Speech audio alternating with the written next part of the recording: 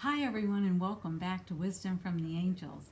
Hi, my name is Carolyn, and today we're going to talk about crystals. My favorite things.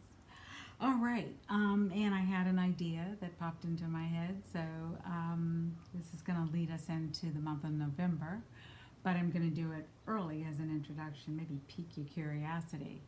I think I'm going to do a crystal either a week or a day throughout the month of November. Okay, so that's something to look forward to. But today, primarily, we're going to be talking about, I have one, two, three, four, five, six, seven examples of different crystals that you can use. And the first one that I'm going to show you is going to be amethyst. And you've seen me with it. I'm going to show you different sizes of amethyst. Okay, I had out one and then I thought, let me show you different sizes and different ways that it can come.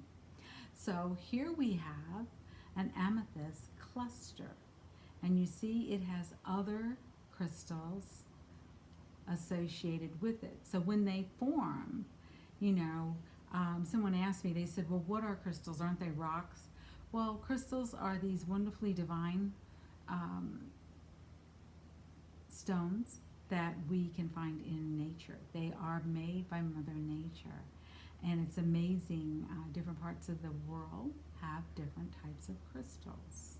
And so always find a good source of crystals, because sometimes people are going in and just robbing countries and taking away, it's a mineral, and they're taking away the minerals of the crystal of that particular country, and that's unethical. So always try to know where your crystals are coming from. I have a great resource if you're looking for a crystal supplier. Oftentimes you'll go into stores and they'll have different crystals there. And many stores and store owners do look for an ethical source. Some may not know and may purchase it from someone and not really know, but this is another form of amethyst, as is this. Now you might wonder, of these three sizes, and I'm trying to put them up here so you can see, of these three sizes, which one do you think is the most powerful? All of them. It doesn't matter the size, it doesn't matter as long as you have, you know what the benefit of it is. Now, each crystal has its own properties. Okay, so for amethyst, and I'm going to read this, it is great for people who are Aquarians, and that may be why I like it, because my moon is Aquarius. And it helps with our spiritual state, so you could use it while you're meditating. It helps bring more awareness, and it balances out one's moods. And it can also increase your psychic abilities. Okay? So that's amethyst. And I'm going to introduce the stones first, the crystals first, and then I'm going to go back and show you how I clear them, especially when I first get them, and why it's important to do so. So this is rose quartz, and rose quartz is associated with the heart chakra, and it's all about teaching us about love, and it feels really warm, and it's a really beautiful stone, and it's about pure love. And if you're having any kind of grief or heartache, you can always go to a rose quartz. There are other stones that crystals you can use as well, but today we're just talking about rose quartz. Okay? Now, the next one is going to be one of my absolute favorites, and it's citrine. And I have a small one here. I can't find my larger one. I have it, I think, in a pyramid. And this helps with, it clears, this is one of those stones that can clear itself. And if you have a big enough piece, it can clear other stones as well. Okay? It brings about feelings of joy, of peace, of happiness, and it helps one raise their self-esteem. So if you ever just need to feel a little bit better, or you need a boost, after you've cleared a crystal like this, just hold it and you'll get the rewards that come from it and the benefits. All right, the next stone is going to be malachite. It is also a favorite stone. I don't know any stone I don't like. um, and this is all about prosperity. This is all about helping one to feel, and it has striations in it, so I hope you can see the different colors. And malachite is about, so in ancient times, they believed that if you had a piece of jewelry or like a shield and you had malachite in it, it kept the evil spirits away. Yeah. So that's what one good thing about malachite, you might not know. It also helps with depression. So if you're feeling depressed, especially they said in some of the books I read, Capricorns, this would be great for them because they can go through bouts of depression. In ancient times in Egypt, it was thought that if you had a piece of malachite put into your sarcophagus, you would not struggle in the afterlife, that you would be free from all suffering and all pain. Okay, so that's a wonderful tidbit about malachite. All right, the next one is going to be celestite, and I've shown you this one before, and it is what we would call, so here's how it might have formed in nature, and it might have come off the side of a piece of another larger stone. This is good for connecting with the divine. This is good for connecting with the angels. There are other crystals that you can use to also connect with the angels and to connect with the divine, but this is one of those that you can use. So if you were doing an angel card reading, you could have this out. If you were doing needing to connect with your angels and you were meditating, you could hold this in one hand or just have it near you. All right. And it is also good for clearing the crown chakra as well as the third eye. Okay, so that's another one.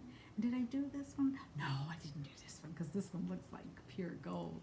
This is called pyrite. And pyrite is really a lovely one. Do I have another one? Yeah, maybe this one is a little shinier. It's a little golden color. And again, doesn't matter what size it is, it does the same thing. Okay? And pyrite is really, really good for good luck, prosperity, bringing in more abundance, and at one time was used for protection. So you can also wear it as a stone of protection. So I told you guys, get some salt, and I always tell you this. So I keep a container of salt like this next to my shower, and when I talk to you about taking a handful and putting it into your shower, this is what I'm talking about. Have it handy with a lid on it because the water can get inside and then it turns to liquid. Now, if that ever happens, don't worry about it. Then what you do is put it in your bath water. You don't have to pour the whole thing. You can just scoop in a cup or half a cup and keep it there. So you don't have to throw it away, all right? Or if you're showering, pour it over your body, okay? So we're going to get into some spiritual tools that you can use to help improve your health as well as boost your vibration. But here's what I'm talking about with the, oh, there's my earrings. So here's where my studs are. They're in the salt already. So yeah, I do leave my earrings in the salt. And then I carry around, let me show you. So in my little bag of tricks, I will have a bag, perhaps that looks like this. Remember I showed you this little bag before? Well, it might have all of these crystals in it. And I use different crystals for different things because they each have their own properties. And I will carry that around with me on a daily basis. The days that I don't, I notice my energy is very different than the days when I do.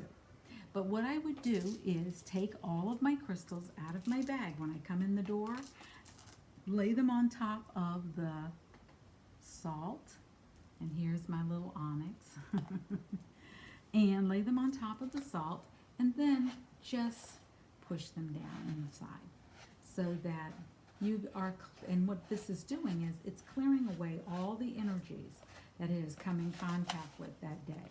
It's coming in, it's clearing away anyone else's energies, and it also is clearing away energetic vibrations that you might have picked up that day, like from other people, being out in public, if you live in a big city. And it really is See, and you just cover them up. So leave them there until you need them again. Doesn't scratch them, doesn't dissolve them, doesn't hurt them. Now, next week we're going to talk about, or maybe in November we'll talk about how to pick out a crystal, how to have it work for you, and how to make it really special for you. Okay? I wanted to save October for us taking care of ourselves. So I'll do crystals next month, and I may come back and introduce more of different type of crystals and get into, but I'd like to be able to do the crystals where I can do maybe a crystal a day and talk about what part of the body it can help and what angel it's associated with, and give you a little bit more information. But people ask me all the time, how do you clear your crystals after a day? This is how I do it. And we can talk about what to do when you first get a crystal and how to program it for yourself. So if I were in a store and I saw these two crystals, they're both pyrite. Now, how would I pick out the one that worked for me? For me, I would take my non-dominant hand. I'm right-handed, so I'd use my left hand. And I would go over a bunch of them and I can feel the energies like this. I can feel the energy coming off of these. But if I hit one that was cold, I just set it aside. Now, normally I will take out 1, 2, or 3, depending on what the universe says. And I'll ask, how many should I pick out? And they may say 5. And slowly I will go over them with my hand. I'll separate them out on a piece of cloth, and I'll go over them with my hand. And the one that vibrates, I'll set that aside. If I have more than one, then I can make a decision, or I might purchase both. But that's how I do it. Other people like putting their crystals in the sunlight, and they like to let it sit out in the sunlight. Some like to do it in the moonlight, like on a full moon. One of the things I was cautioned against with using them with the moon is make sure there's no shadows, because sometimes those shadows become other energies that can enter your stones. So that's why I wasn't going to sit up and wait 2 or 3 hours to see where the moon is. I just don't do the moon part of it. In the sun, make sure it's full sun, that there again are no shadows. Place them on the ground where they came from. That's another way to clear them. And keep them in good old salt. Now, some people say use water. Well, now you can, but there are some crystals that, depending upon their formation coming out of the earth, where they can melt. So imagine you went to the store and you got this beautiful crystal, and it really vibrated with you and you really enjoyed it. You cannot wait to use it, and you bring it home. And you can also clear a crystal through bringing it through sage or Palo Santo or even incense. Imagine you're waiting to use it and you put it in water and you submerged it and you went back and you go, where's my crystal? Some crystals will melt, so be very, very careful.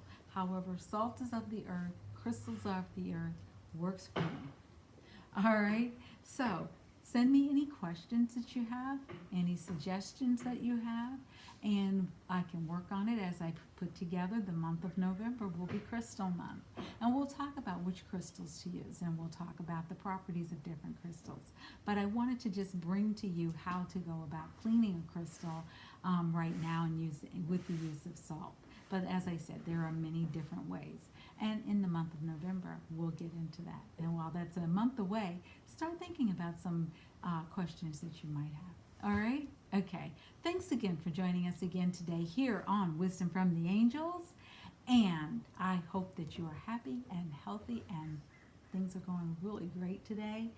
And come on back for another reading from Wisdom from the Angels. Thank you again for showing up. Don't forget, if you're new, subscribe.